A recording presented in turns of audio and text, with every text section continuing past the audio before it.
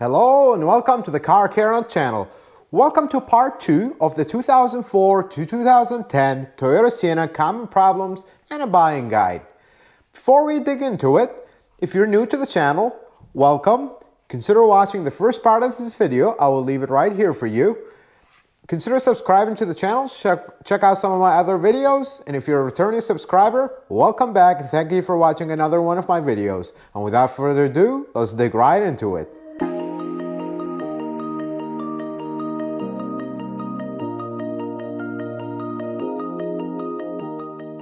Starting with the chassis category, we have quite a few items here. I'll try to keep this as short as possible. Let's start. The Sienna is a heavy van, and as they get older, they have some issues with the suspension that you need to be aware of. First item on the list is lower control arms. They were notorious for the bushing to tear, and then you're driving, either the car on the highway feels like it's going all over the place, or, very common and easy way to check it, drive the car slowly and then snap on the brake. You'll feel the whole front end or even the steering wheel will jump one side or the other. That's a common thing for these. They're a little bit expensive, and if it's a rusty belt car, and you'll see the theme with this car, it doesn't do very well with rust. They're notorious for the bolts to seize or break, and now it snowballs into a much bigger issue because it's connected to the subframe. Speaking of the subframe, very common in these, especially the early years, we're starting to see like 2004, 2005, the ones that are neglected, that have never been washed, the subframe rots, and eventually it develops a hole. We haven't seen one break yet, but it's possible. So make sure if you're buying one or you own one, you check that subframe, coat it if possible, or clean it regularly to prevent it from rotting away. Another item on the chassis, again on suspension actually, is the front struts. Front struts, they're notorious to leak over time, of course. We're talking about the newest one of this model is 10 years old as of the date of filming this video. So you're gonna have struts leaking. Again, if it's a rust belt, they tend to rust and break. We've seen some break. The mounts at the top, the mount sits on the top. And to go into details on this, I'll refer you to my series on Toyota suspension and steering so you can see how actually everything is constructed. But the strut mounts are notorious to go out, and they get so bad that they start making noise and they break completely, and that could be a safety issue if it's a rusty car. Even if it's not a rusty car, they could still go and start making noise. Another thing on these is coil springs. The front coil springs are notorious to break. Now, some say it's from rust, but we've seen some non-rusty cars that also break. So the symptom is you hear a giant pop as you're driving, and then you hear a rattling noise, then mysteriously the rattling noise goes away completely. Piece of the spring breaks, it falls off on the street, and now it's gone. But then you notice the car sits lower on one side. Remember, just like we talked in my series on suspension, the spring determines the height of the car. So you'll see it leaning on one side, the front. Now the back, they develop a crack, they break. Doesn't have the same as the front where it falls. But make sure you check these regularly. Even if you own one of these vans, catch it when it first cracks before it comes off, and now we have a problem. Another rust belt special on these, on the rusty ones, the brake lines. Now the brake lines are coated on this van, so you never have to worry about them. But in the rear, there is a section about this big that is not coated. I don't know why Toyota did it like this, but they did. If it's a rusty car, we've seen a lot of them that the brake line just rots away and breaks, and all of a sudden you have no brakes because of that little section. So I advise you, if you own one, you're looking to buy one, if you're looking to buy one, just make sure it's not very rusty. You'll see a little bit of rust, but nothing crazy where it's rotting. If you own one, I highly recommend you take the wheels off. It takes you 5 minutes. You might not even have to take the wheels off. Makes it easier though. Spray it with some undercoating. This is that little section before the metal brake line connects to the flexible brake line. Just coat it, and then you never have to worry about it. Again, this is the only section that's not coated, and we've seen a lot of them, especially in the earlier ones, 04 to 06. It could be the other ones, but just they're a little newer. So something to know about this one. Another one on these vans is the hydraulic power steering. For some reason, this van has the most leaking rack and pinion of all Toyota models. It's just one of those Achilles heels. You can replace one and another and another. So if you're buying one, make sure you're not buying one that's leaking very badly and negotiate the price based on that. If you own one, you've probably replaced at least one, or you know you have a leaking one. If you don't, then it must have been replaced because they were very common. Keep an eye on it, keep an eye on the fluid. The leak doesn't happen just suddenly and it leaks all the fluid. It starts gradually and it gets worse and worse. So try to catch it before it gets really bad and replace it, and you're good to go. Another thing is, few lines leak on these hydraulic power steerings, mainly the return line from the reservoir that goes down and towards the back. That's not a very serious leak and it's not really expensive to fix. I would just fix it and be done with it, but the main one is the rack and pinion. Another one on these is, all of a sudden you're driving, your brakes are fine, all of a sudden you have a spongy pedal. The pedal kind of sings and the brakes feel not right. Something is really not right with these. You check the brakes, you bleed them, you do everything, nothing fixes it. The ABS actuator actually develops a problem internally and it causes this. It's very common on these vans. It applies to all year models. Not something very chronic, but we've seen enough of them that I'm warning you about this. Don't go buying a van that has a soft pedal and someone tells you, it just needs brakes. No, it does not. Don't buy one with a bad ABS actuator. They're very expensive to replace. And guess what? You go buy a used part, likely that used part is also bad. So check the brakes, maintain the brakes, take care. It's not recommended to replace the brake fluid, but as a precaution, wouldn't hurt to do it every once in a while. And hopefully you don't run into this little issue that could get pretty expensive. Last one on chassis is wheel bearings. Now, wheel bearings are not something specific to these vans, but I'll say one thing about them. We see a lot of wheel bearings on these vans. They're heavy, they're getting older. It's a sealed wheel bearing. You can't do anything to help it. But just expect you're gonna be replacing wheel bearings at this age on this van. Now the front wheel bearings are not so bad, not so expensive, a little involved to replace because you gotta press it out, press it in, not like the back one, but the back one is expensive. So if you're buying one of these vans, make sure you negotiate the price. If you hear a wheel bearing, just a big old roaring noise when you drive, changes pitch and intensity as you swerve the van left and right. Something to know about these because they're in the age and it's a heavy van. It's gonna wear out these wheel bearings at this age. Moving on to body, and I'm gonna cover a few things before we move into the biggest one, the sliding doors, which are problematic. But hold that thought for a second. Let's talk about the first issue. So the driver's door was notorious to make noise. As you open it, click, click, click, click, click. Most people associate that, it's just a door check, it's not a big deal. But watch out on these because they were notorious for a physical part of the door, like a little pocket where the door check connects to. It just snaps off clean off the door, and now you need basically body work. You need to weld it back or replace the door. It's not the end of the world, but if you're buying one, try not to buy one that has it broken. If it bothers you, if it doesn't bother you, it doesn't really affect the van structurally or any other thing, but it's bothersome. Every time you open the door, clack, clack, clack, it feels like a car, the whole car is falling apart. Now, if you own one of these vans and you did have this issue, it's very easy to find. Just look at the door check, move the door, you'll see that the whole pocket where the door check connects just sinks inside the door. You could take it to a body shop, see if they can fix it, but just be prepared. They might tell you need a whole new door. Sometimes these are hard to fix because of their location. Another common thing is the back door or the tailgate door or hatch door, whatever you want to call it, officially the back door. Now, the power ones are problematic, especially if they're misused. If you manhandle the door too much, it bends and now the motor jams and now we have all kinds of problems. So make sure if you're buying one, check that back door very well multiple times. Make sure it opens smoothly, closes smoothly, and it doesn't reach the end and kind of move left or right. And if you own one, treat it with love, especially the power back doors now we're talking about.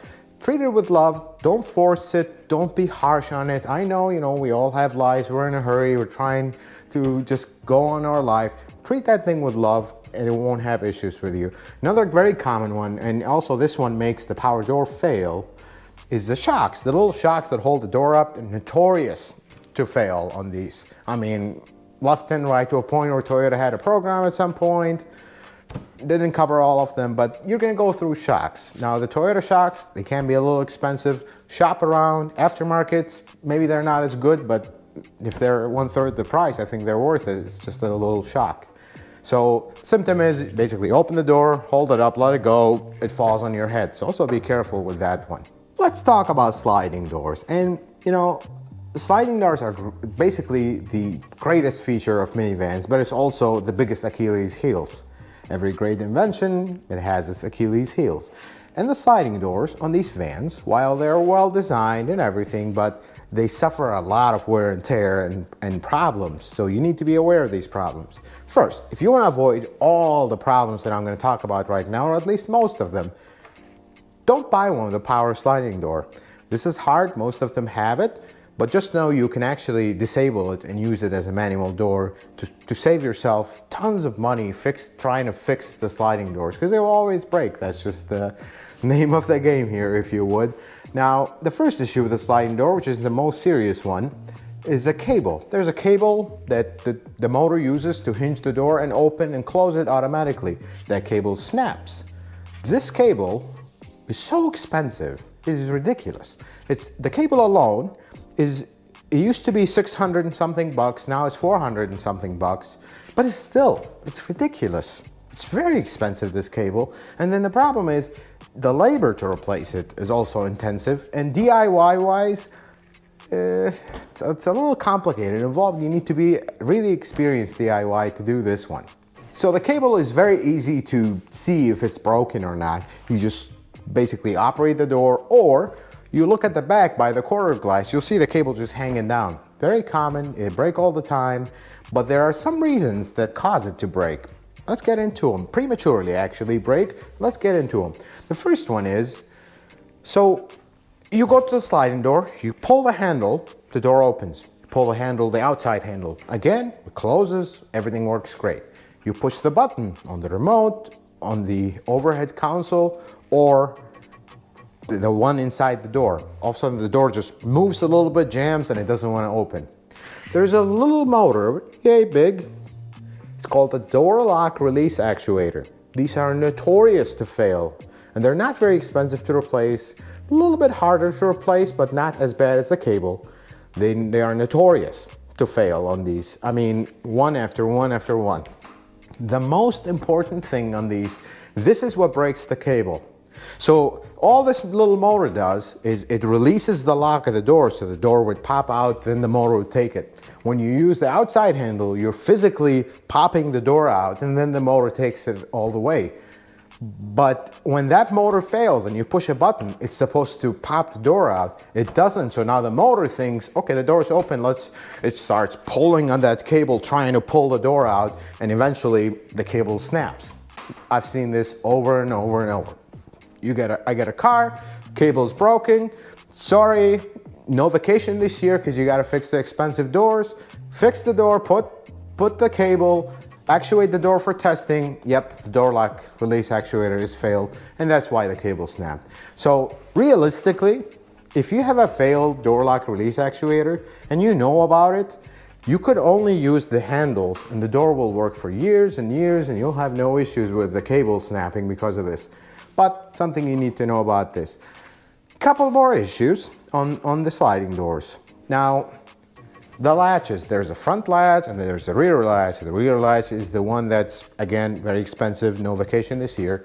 The front one, not as expensive. They're notorious to rust and seize, and the problems you'll have is either the door won't close at all, or you try to open it, the back pops out and the front is stuck, or the opposite.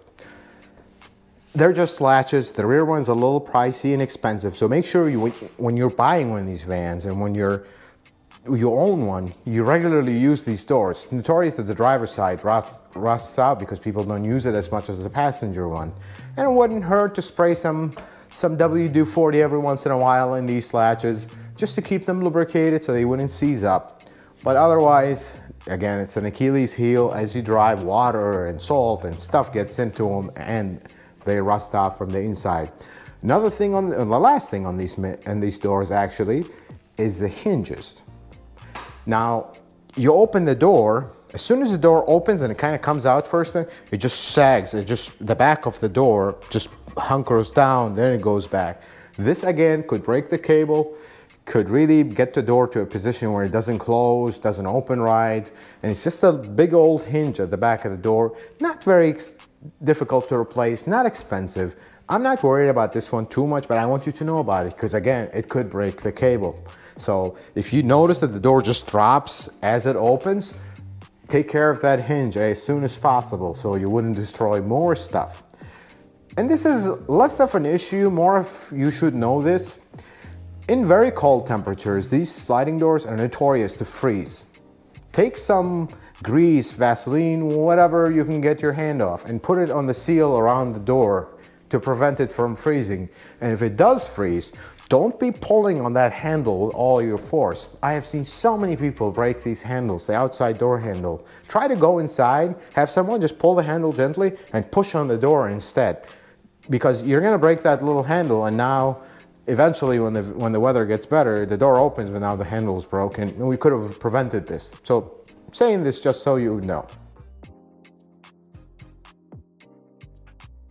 Electrical, really there's only one electrical issue that brings this van over and over and over. In the cold weather, this affects 2006 to 2009. In colder weather, there is a little relay, ignition IG1 or ignition 1 relay. It freezes, and now you have multiple warning lights, and the car not starting, and it's not coming out of park, and it's doing all kinds of electrical gremlins, if you would, but then 2 hours later, everything's perfectly fine. We've seen this so much. I know this is kind of an old one and circulated, but I thought I'd include it because this is one of those that could throw mechanics in a goose chase, if you would, because everything was going crazy, then a little bit, you pull it in the shop, leave it there for half an hour, everything's perfectly fine. It was just a little relay, it was frozen. When it thaws out, everything works. You just replace the relay with an updated one, and life is good. So people ask, what's the best year to buy? Look people, these are all good vans. I don't want to offend anybody who owns one and have had it for 300,000 miles and never had a single issue. But the truth of the matter is, people who buy this van, they're usually DIY mechanics now because this is a very smart buy because at the prices that they're going. And if you're someone that buying a car at this price point and you want to keep it for very long, I highly encourage you work on it. And just because of that reason, not because the others are not good, I'd recommend the 2005, 2006. The 2004 was great, but again, it's getting older now. That's just a fact. And that was the first year. They had a few issues, mainly the radiator, remember the first part. 2007 and up, while it's a great van, all the way to 2010, but it's not as DIY friendly as the one 05 to 06, mainly because of the engine. The rest of the van is really the same. The engine, while a great engine, a little harder for DIY mechanics. I'm just letting you know, 05, 06 is a great option for DIY mechanics. Otherwise, all of them, as long as you've checked them for issues, make sure you're not buying one with every single issue on my list here or in the previous videos list, because then you're really not buying a good van and might as well peel off that Toyota sign and throw it. These vans, they love maintenance, they love repairs. They're great vans if you take care of them. Don't go buying one that's neglected, that's not taken care of, or nothing that was broken was ever fixed. And now you're stuck with fixing all these things which will easily total out the car. Don't buy a bad one of these. If you have one, continue to take care of it, continue to repair it when it needs it, and you'll have this van. These vans are impressive. We have a customer in mind. Sorry, I'm making this video longer. We have a customer with over 1 million miles on a 2006.